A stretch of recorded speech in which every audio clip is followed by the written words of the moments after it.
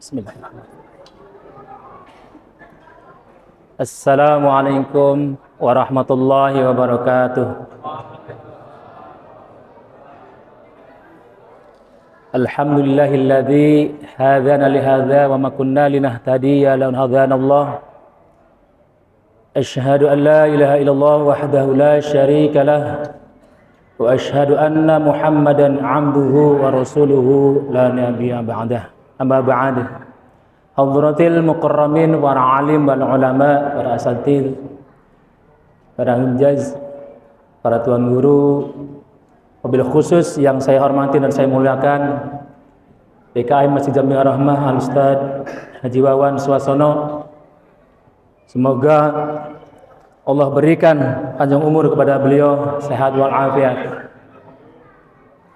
Pertama-tama dan yang paling utama, mari kita panjatkan puja dan puji syukur kehadirat Allah Subhanahu wa taala yang telah banyak memberikan kenikmatan kepada kita semua, sehingga pada kesempatan malam hari ini Allah memberikan kekuatan kepada kita sehingga kita mampu melangkahkan kaki kita menuju tempat yang mulia ini. Salawat beserta salam tak lupa pula tercurah limpahkan keharibaan Nabi kita, Nabi besar Muhammad sallallahu alaihi wasallam, serta keluarganya, para sahabatnya, para tabi'in dan mudah-mudahan sampai kepada kita semua selaku umatnya yang selalu senantiasa mengikuti sunnah beliau. Hadirin sidang salat tarawih yang dimuliakan Allah Subhanahu wa taala.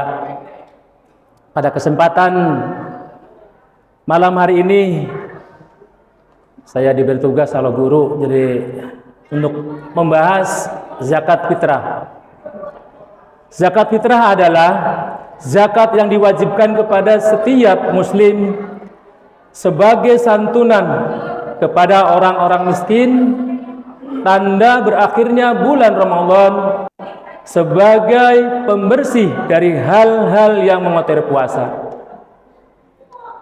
Kewajiban membayar zakat fitrah ini bersamaan dengan disyariatkan puasa Ramadan, yaitu di tahun kedua Hijriah. Kewajiban membayar zakat fitrah dibebankan kepada setiap muslim dan muslimah, baligh ataupun belum, kaya atau tidak, dengan ketentuan bahwa ia masih hidup pada hari raya dan memiliki kelebihan dari kebutuhan pokoknya untuk sehari.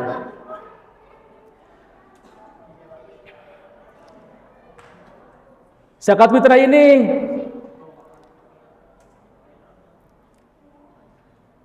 sesuai dengan sabda Nabi besar Muhammad sallallahu alaihi wasallam yang artinya Rasulullah sallallahu alaihi wasallam telah mewajibkan zakat fitrah sebanyak 1 sok kurma atau gandum atau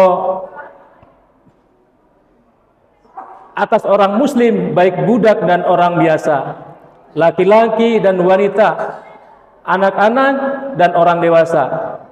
Beliau memberitahukan membayar zakat fitrah sebelum berangkat ke masjid. Jadi nanti kalau dikategorikan dengan zakat fitrah itu biasanya kalau untuk Masjid Jami'ah Rahmah itu dibayarkan di pekan-pekan kedua Ramadan, sudah mulai ditunaikan zakat fitrah sebelum kita pulang mudik ke kampung. Jadi dimohon kepada para jamaah semuanya, sekiranya kita berdomisili di rumah susun, hendaknya kita menunaikan zakat fitrahnya di Masjid Jami'ah Rahmah. Mustahid zakat itu ada 8 sesuai dengan firman Allah Subhanahu wa taala surat At-Taubah ayat 60 yang artinya sesungguhnya zakat itu hanyalah untuk orang-orang fakir, orang-orang miskin, pengurus-pengurus zakat, para mu'alaf yang dibujuk hatinya untuk memerdekakan budak, orang-orang yang berhutang untuk jalan Allah dan untuk mereka yang sedang dalam perjalanan, sebagai suatu ketetapan yang diwajibkan Allah, dan Allah Maha mengetahui lagi Maha bijaksana. Yang dikategorikan dengan orang fakir yaitu orang yang amat sengsara hidupnya, tidak mempunyai harta dan tenaga untuk memenuhi kehidupannya. Jadi fakir ini secara penghasilan juga tidak menentu, dan secara fisik juga sangat memprihatinkan. Jadi ini dikategorikan dengan fakir. Sedangkan yang orang miskin, orang yang tidak cukup penghidupannya dan dalam keadaan kekurangan. Jadi punya penghasilan 50.000, kebutuhannya 100.000, itu kategorinya miskin. Yang ketiga, pengurus zakat. Orang yang diberi tugas untuk mengumpulkan dan membagikan zakat. Yang keempat, mu'alaf. Yang kelima, memerdekakan budak. Yang keenam, orang yang berhutang dan terlilit hutang dan tidak mampu membayar hutang, ini kategori juga mendapatkan zakat. Yang ketujuh, orang yang berjuang di jalan Allah fisabilillah, yaitu untuk keperluan pertahanan Islam dan kaum muslimin. Di antara mufassirin ada yang berpendapat bahwa fisabilillah itu mencakup juga kepentingan umum seperti mendirikan sekolah, rumah sakit dan lain-lain. Yang kedelapan, yang terakhir, orang yang sedang dalam perjalanan ibnu sabil yang bukan maksiat, mengalami kesengsaraan dalam perjalanan, ini juga kategorinya boleh mendapatkan zakat. Ketentuan zakat fitrah, besarnya zakat fitrah itu adalah satu sok, itu diestimasikan sekitar 2.176 gram atau 2,2 kilo beras atau makan pokok. Dalam prakteknya jumlah ini digenapkan menjadi 2,5 kilo karena untuk kehati-hatian. Hal ini dianggap baik oleh para ulama. Yang kedua, menurut mazhab Hanafi diperbolehkan mengeluarkan zakat fitrah dengan uang seharga itu jika dianggap lebih bermanfaat bagi mustahik. Yang ketiga, waktu mengeluarkan zakat fitrah adalah sejak awal bulan puasa Ramadan hingga sebelum sholat Id. Yang keempat, zakat fitrah boleh dikeluarkan langsung kepada mustahik atau dibayar melalui amil zakat. Yang kelima, amil atau panitia zakat fitrah boleh membagikan zakat kepada mustahik setelah sholat Id.